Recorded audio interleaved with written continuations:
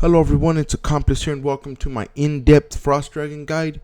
And in this guide I will just be going over lots of different types of things and gear and statistics and all that good stuff. It took me a long time to make this guide, so I hope you guys enjoy it. So let's get into it. The Frost Dragons were released into the game on July 19, 2010, so it's been 5 years, well almost 5 years exactly. And their combat level is 112. They have 8,500 life points. And you get 1,443 combat XP per kill, so they are fairly good combat XP. They're up there, and you don't get no Slayer XP per kill because they're not a Slayer monster, and they also are a members monster. Their weakness is stab, so like a spear, rapiers, anything that's classified as a stab weapon, and Dragonbane bolts. And for the clue scrolls, they drop hard clue scrolls. Every time I killed them for an hour, I would get between 250 to 300 kills per hour, and I would always get a clue scroll. So I'd say they're pretty common, I guess.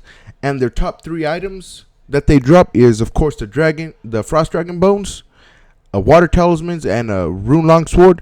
So if those drops fall, get them.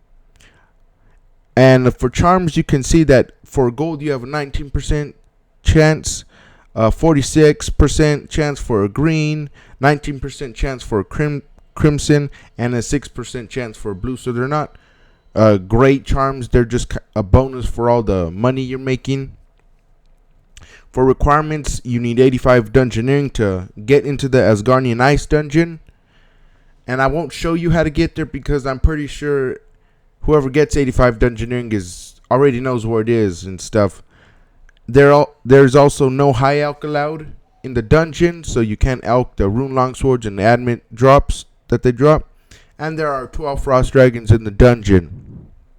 Also for recommendations, I didn't put them up there, but I would say at least 70 plus all stats, combat stats. And I did a loot video from 5,000 Frost Dragons. If you want to see that, the link will be in the description. And when I was fighting them, I would look and I would see a lot of different types of players taking gear and stuff. So I said, I'm going to show you guys like why I saw the most commonest gear setups.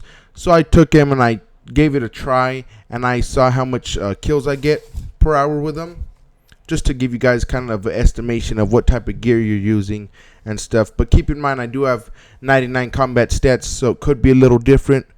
But my first one was full Guthins with a skill cape. If you don't have a skill cape, just use a Legends cape or Obsidian cape. All the gear and stuff I show, if you have something better, go ahead and use it. It's fine. For gloves and boots, I took Rock Shell because they provide some strength bonus, a warrior ring, and a vampirism ore. So this is a pretty cheap gear setup, or for low levels. For the inventory, I have combat potions. They're not even 100 coins each, and they are pretty good. They increase your attack and strength. If you want something better, go ahead and use a super melee potion. It'll save some inventory space. And I also just have some prayer potions and prayer renewals because I'm assuming you don't have super anti-fires. So this is just to pray magic. You don't need any regular anti-fires because it doesn't make no difference. So you just need to pray magic. And I also have a bunyip. If you have a bunyip and a vampirism ore, you don't need no extra food. I just have that food just in case, emergencies. And also note paper. Note paper really helps out. For the next one, I have full bandos with the Zamrock spear. Oh, and for Guthins, I got 220 kills in an hour using the Guthins gear and setup.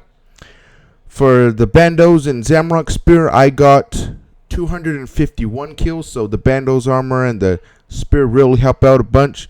You can see the ability bar I was using, and the inventory setup is the same. And then I got full bandos with the chaotic rapiers. Let's say you have some chaotics.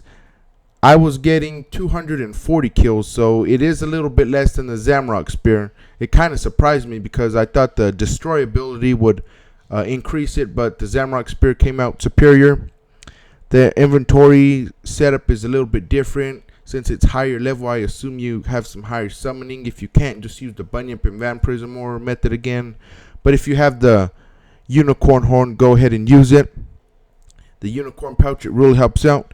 Then I got full Bandos and Drygores, and I got 253 kills in an hour, so they were better.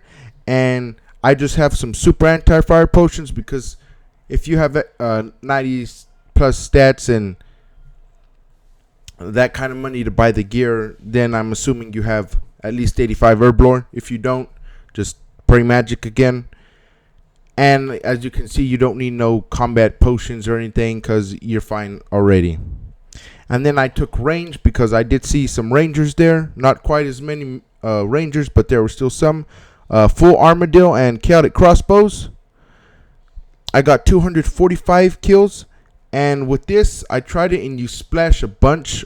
So take prayer potions and pray like Rigor, or if you have enough for the Turmoil for range, use that.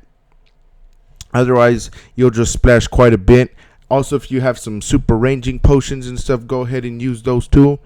Because if you don't, you'll splash and then it makes it ineffective. And the last one is the Noxious Longbow. This is the best range for all. You don't splash. You don't even need any prayer or ranging potions. And in an hour, I got 280 kills. So this was the most superior one out of them all. And you can see my ability bar right there throughout them all. And I got a yak. If you don't have a yak, again, just use magic notepaper. And then also, I did see some people using like God swords and Ceradom swords, and I used them. I just didn't show the gear and stuff, because you'd really just splash a bunch. It's really not very effective at all. I mean, like if you're super poor, and then you can use that because they're cheap weapons, and then once you get some bones, buy better gear. But other than that, I really wouldn't suggest using a slash weapon, because it's not that effective. But yeah, that's all for this guide. I hope you guys enjoyed it. I hope you guys learned some, and I'll see you guys next time.